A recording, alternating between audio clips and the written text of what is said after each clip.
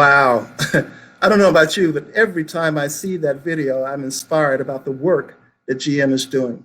So let me bring to the stage, if you will, the Global Chief Diversity Officer for GM, Ken Barrett. Hey, James, how you doing? Ken, how are you? So first of all, sir, let me thank you for your service in serving this country. So thank you for serving the country. Well, thank you, James. I appreciate that. Thank you for your service as well. You're quite welcome, sir. It's good to see you again.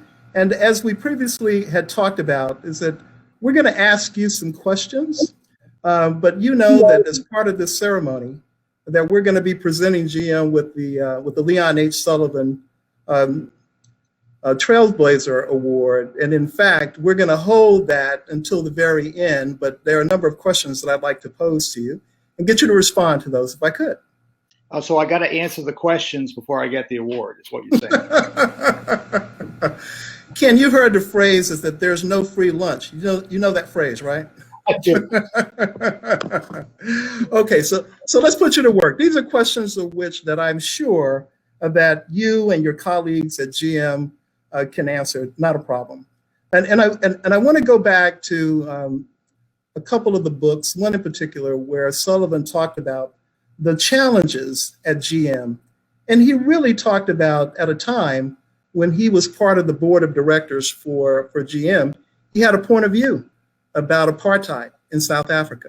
And in doing so, he challenged GM to not only get out of South Africa as a result of apartheid, but he also challenged GM in terms of Black jobs within this country. So can you tell me what the culture was like? And I know you weren't there then, but I know that you've been around long enough to have talked about his presence when he was there. And so can you talk about the culture and the issues that were presented with the board in terms of his position? Yeah, I mean, I think a great question, James. And I think it's important. I've tried to look at it a little bit of where General Motors was as a company at that time. And I would say kind of prior to, Dr. Reverend Leon Sullivan joining the board in 1971, there were some other things that were happening, obviously, in the country. We had the riots in Detroit in 1967, the death of Dr. Martin Luther King Jr. So it kind of started with at least, hey, we've got to have at least a focus on doing something more. And so, we started, and I think it was in the video, our supplier diversity program back in 1968. And really up to this, over $100 billion we spent minority suppliers and women suppliers. So at least there was an impetus to start doing something. But I think there was a desire to do even more. And so thus the decision that we need to have real representation, a real voice, and I would say a real conscience on the board of directors. Thus, bringing on, Reverend Leon Sullivan to the board was a critical piece to our growth as a company. Ken, thanks for that. I really do appreciate that. And to your point, is that he transitioned some 20 years ago tomorrow, actually. And in fact, he was installed on your board of directors 50 years ago. 50 years ago. And that, to me, that's absolutely amazing. And if you read the stories, and I was fortunate enough to be able to meet him and work for him, and he actually invited me to join the board. So I do this work because of what he stood for. So let's move on. So thank you for your response on that. So that we know that GM adopted the Sullivan principles, and GM finally did pull out of South Africa, as did many U.S. corporations. But what are some of the areas that he impacted that we can still see evidence of within the organization today? Yeah, I would say, first to start off, I would say Reverend Sullivan, when he joined the board right away, there were additional initiatives that started. And, I just happened to look at dates to try to put the time and place together.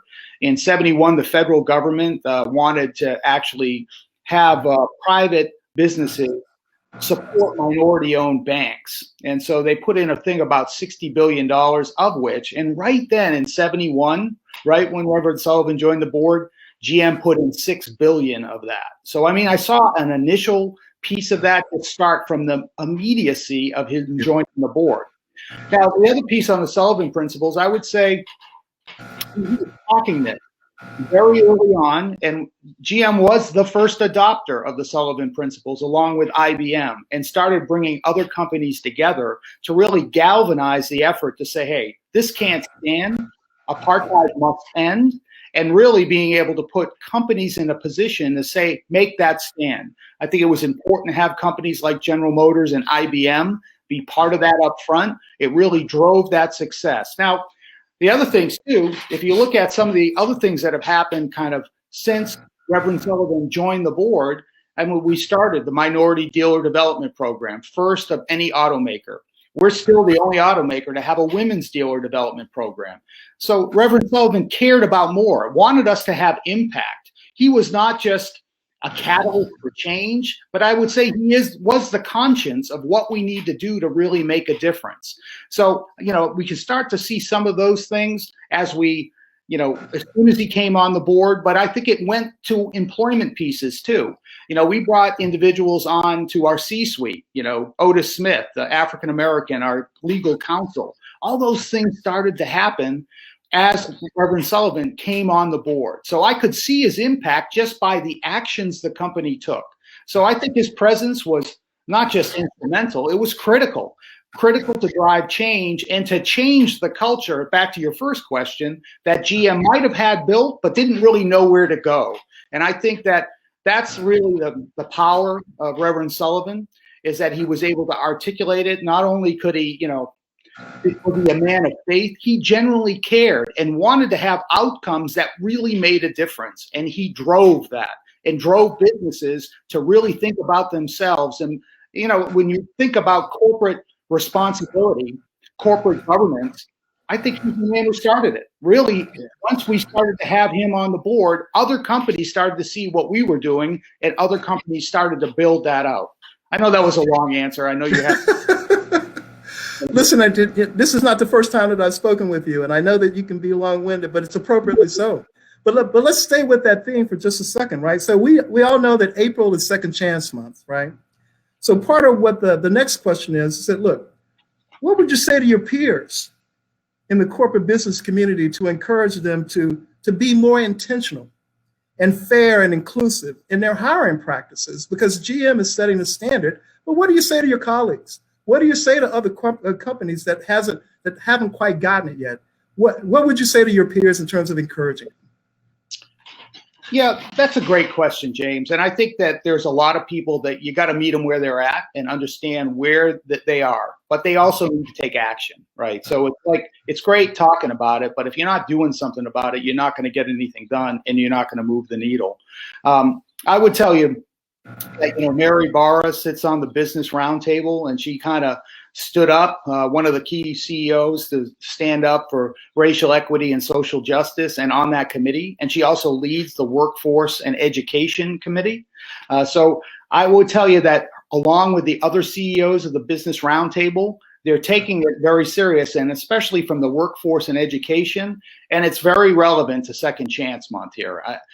We looking at multiple pathways to be able to get to work in corporate America, whether it's on the engineering side or whether it's working through apprenticeships, but being able to find a path. Everybody deserves a second chance. And if there's a way to be able to be intentional about our actions, to be able to find that talent, because the talent's there, then you can really start to make a difference. So I would say my challenge then to what my peers would be, you don't have to be on an island here. Get help. There's other people that are doing it. We can give good lessons. And, a lot of the things that, and I'm not saying that GM is the end all be all, but a lot of things we've done have been good.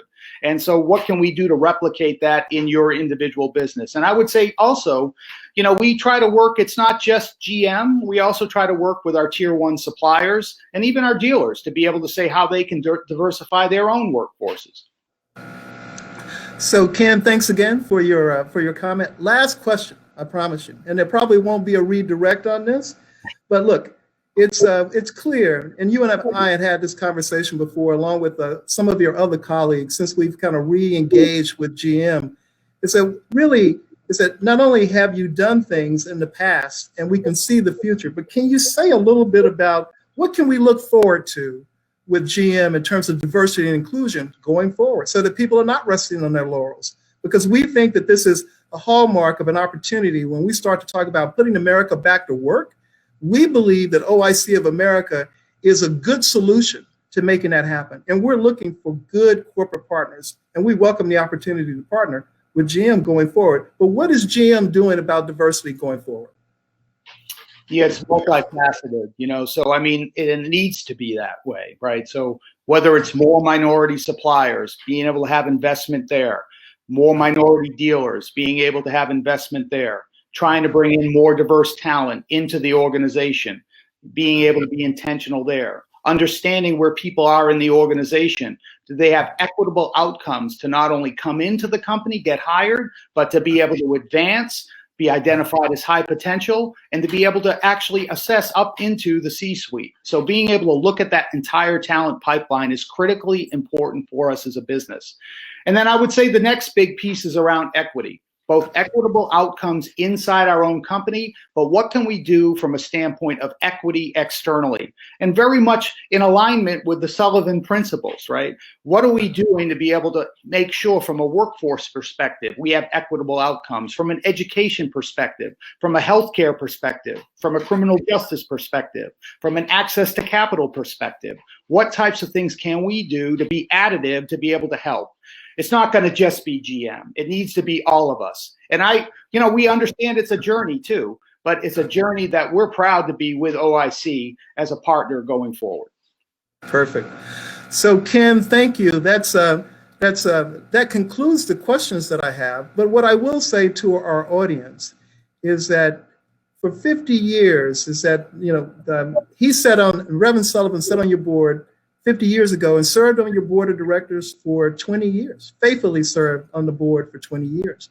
And I would hope that those that are actually participating in this forum, that they can see why we at OIC of America and its network of affiliates have selected GM as the Leon H. Sullivan Award winner for social justice. And Ken, so here is the award. The award does exist. So we're doing a transfer here. You got it? You got it?